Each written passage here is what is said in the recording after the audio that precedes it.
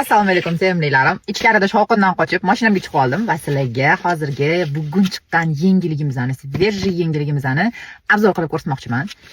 Mana bu haqiqiy og'izda eriydigan домашний amerikanskiy cookies, ya'ni amerikanskiy pechenyelar. Hozir sizlar bilan buni yeb ko'ramiz.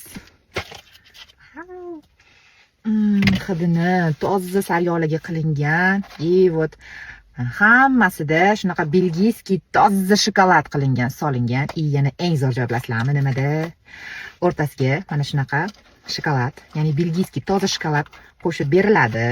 Mana yeyishni o'rgataman qizlar. Shokoladni ochasizlar va pechenkalarimizni shokoladga shunaqasidan qilib botirib yeymiz endi. Bismillah.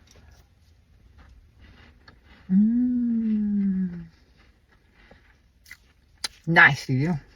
Yapıyor. Shokolad bilan asal ketadi. Mana. Shokoladga botiramiz.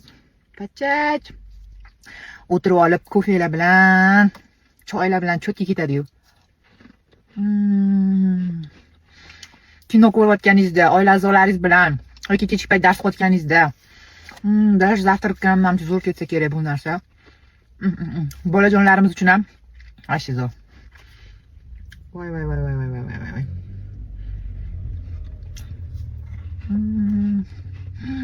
Sizlar yemagansizlar bunaqa pechenyeni. Gap bo'lishi mumkin emas. Shunaqa zo'r narsa o'ylab topaman-da. Gap bo'lishi mumkin emas. Tavsiya qilaman. Sizlar ham yeb ko'ringlar.